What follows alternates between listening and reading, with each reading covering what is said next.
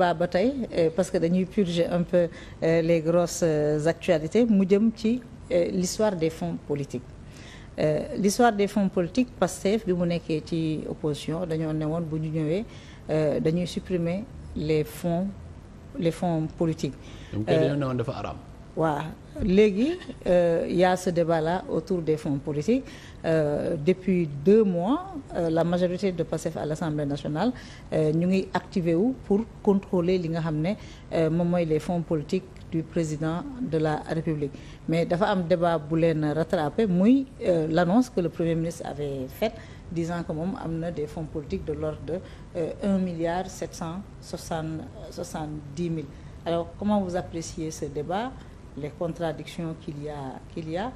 yow nekk nga ak ñaari premier ministre nekk nga ministre sous le couvert de 2 premiers ministres nan nga gisee est-ce que waxtaan nga ak ñoom ba ñu wax la fonds politique yooyu nan lay tëddee. non benn premier ministre laa moo ma jiite mooy Amadou Ba mosuma wax ci loolu. damay wax rek mosuma wax nit sax am na lu muy jot mos naa dégg rek le premier ministre Souleymane Ndéné wax ko à la télé wax ni mag président Wade daf ko doon jox mais yooyu xam nga il faut. c'est pas institutionnalisé. Voilà, c'est-à-dire que appui politique ak fonds politique ak fonds spéciaux parce que en fonds politique appellation mais lu dañ ko c'est une appellation populaire rek mais bokkul ak fonds spéciaux dafa mel ni dans la kon ñu bëri dañuy wax ni fii ci Sénégal am nañ fonds politique parce que parfois da nga jaar président de la République jàppale la ci dara loolu yàgg na fii ci réew mi kon est-ce que loolu yëpp fonds politique lañ koy woowee non dama jàpp ni réew mi nañu comme ci patrimoine déclaration de patrimoine nañu def ndànk ci yenn mbir yi fonds spéciaux yi ñuy wax dafa war a am benn équilibre entre confidentialité bi mu war a am ak fu mu touché li mu war a touché parce que fonds spéciaux yooyu dafa am lu bëri lu muy touché premier secteur dana touché ay renseignements ab réew du nekk la ñuy def ci mbedd mi dana touché parfois sur la diplomatie lu nga xam ni dana touché sur la sécurité parfois dana touché yeneen domaines yu nga xam ne doo ko def ci mbedd mi te président de la République rek moo am le pouvoir discrétionnaire te loolu tamit amul réew yu nga xam ne yu démocratique yëpp daanaka am nañ ko nag dañ koy encadrer loolu war nañ ko mën a waxtaane mën nañ waxtaane encadrement bi mais quant à ñëw bëgg koo politiser daanaka dafa mel ni booy xool dafa mel ni dañoo foog ni fonds politique yooyu mën na nekk arme de guerre ñu bëgg tënk président bi ci loolu nag pour man c'est pas une bonne démarche li amoon démarche et c'est ça gis nga il y a des questions war a nekk balaa ñu ko poser dafa war a am un consensus national et c'est pourquoi d'ailleurs man ay dialogue politique yooyu intéressé parce que le moment de dialogue politique c'est des moments où l'opposition le pouvoir la société civile et ceux qui incarnent les autres autorités ñu mën a waxtaan et am ay des consensus on devrait pouvoir avoir des consensus sur les fonds spéciaux et ñun ñëpp bu ñu ci d'accord président bi def ci tonk mais bu fekkee ni dañu ñëw ko rek tey bi ngeen di ànd ba tey wax ji mosul àgg ba fii mu am jaxasoo rek ku ci nekk jël yenn arme di ko utiliser il faut faire attention nos institutions c'est bien le Sénégal est une bonne démocratie le Sénégal am république la mais nañu moytu affaisser la république nañu moytu profiter des ouvertures et des avatars du système démocratique pour affaisser la république un combat des institutions amul benn réew surtout nos pays africains qui sont économiquement fragiles bu mën a survivre à ça pour moi c'est un débat politicien qui n'a pas de sens et moi par mon expérience dama jàpp ni les fonds politiques les fonds spéciaux continuent d'être utiles dans un pays comme le Sénégal. Donc il faut laisser les choses en l'état. C'est ça mon sentiment. Couvert par le voile du secret. Maintenant li gën rek mooy bu ñu ko waxtaanee am na yenn dépenses yoo xam ne war nañ ko mën a encadrer parce que au-delà de li ma wax ni ay renseignements sécurité question de diplomatie il arrive que des Sénégalais lambda écrivent au président de la République pour un cas spécifique moo xam ne ñoom rek ñoo xam ak président de la République mais président est obligé de les gérer et tous les jours boo jegee un président la tous les jours loolu da ciy am mais on ne peut pas aujourd'hui xëy loolu yëpp nag nga ne da koy def ci mbedd mi te am na lu nga xam ne tey boo ko waxee am na ñoo xam ne sutura mais dafa am ci ab réew mais l'essentiel est que nañu xam ñaata la et bu ñu xamee ñaata la ñu am un mécanisme bu nga xam ne souple intelligent mais bu nga xam ne qu'il ne faut pas mettre tout sur la place publique yaakaar ne et dans tous les pays du monde États-Unis nga foog ne lépp la ñuy def ci mbedd mi France nga foog ne lépp la ñuy def ci mbedd mi c'est pas parce que sutura am na ci que càcc am na ci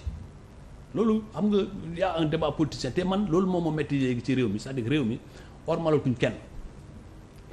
gis nga institution yi li koy nar a yàq mooy kilifa yuy mbëkkante en public et di dóorante yu metti et après on va où c'est pourquoi il y a nécessité de préserver notre pays il y a nécessité de préserver notre république gis nga réew yu nekk ci musiba yëpp ci débat yu ndaw yi la commencé te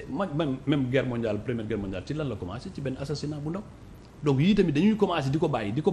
ay nit ëppal ci parce que nit nekk ci kaw nu ñu koy xalaatee mën a am un moment retenu seen troupe yi di ci ëppal nga ñëw nga assemblée nationale nit saaga président de la république nga ñëw assemblée nationale nit taxaw ne président de la république bébé la xam nga loolu man et puis ngeen nekk ensemble vous êtes dans le même parti yéen a ànd ba foofu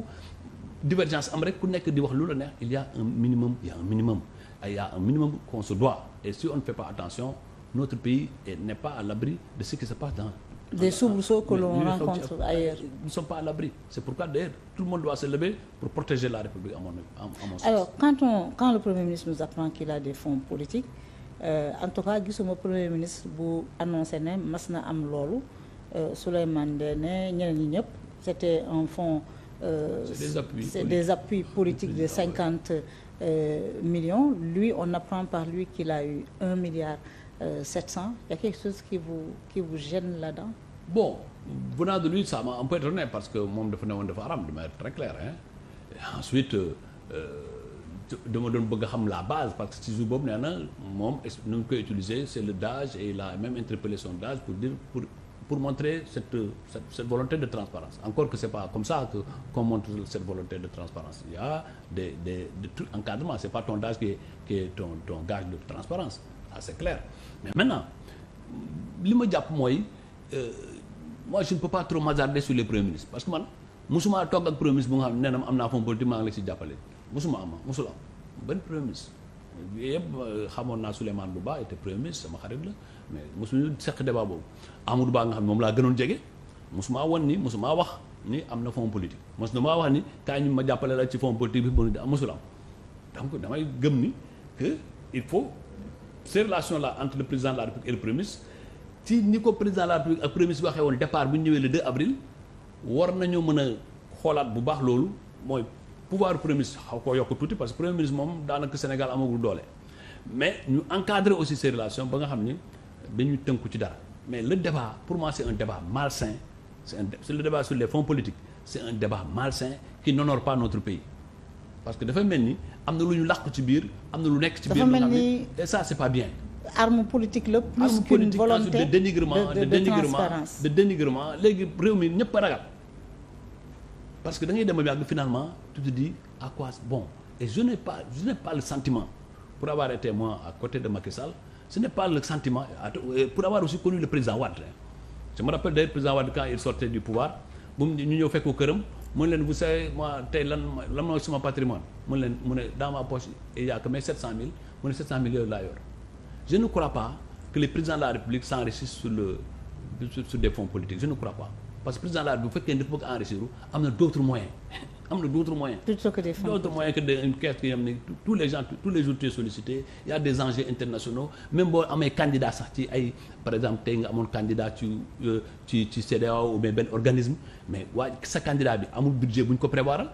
amu ko. Au niveau de la BAD, par exemple, l'élection du président de la BAD avec Amadou Hott, l'État du Sénégal a fortement contribué et lui a donné les moyens pour faire campagne. Je sais que Biram Diop man ñun ñëpp bu ñu président la bu ñu Augustin Senghor ñu def ko président CAF def nañ tournée mais tournée boobu yëpp mais Macky Sall moo ko finance sur la base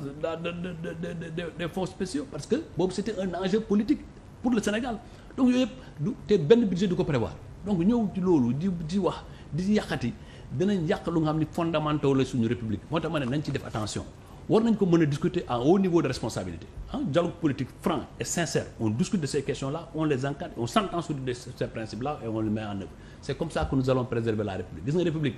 boo ci nekk da ngay xalaat ëllëg tey ñun ni ñoo fi nekk dans notre génération ñu taxaw fii ci réew mi ëllëg duñ fi nekk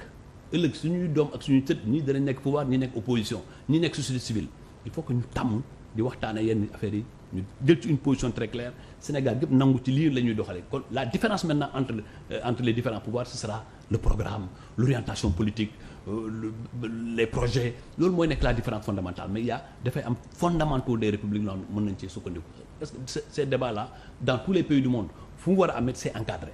mais mënuñ ñëw tous les jours sur ces questions là alors qu'il y a des questions beaucoup plus importantes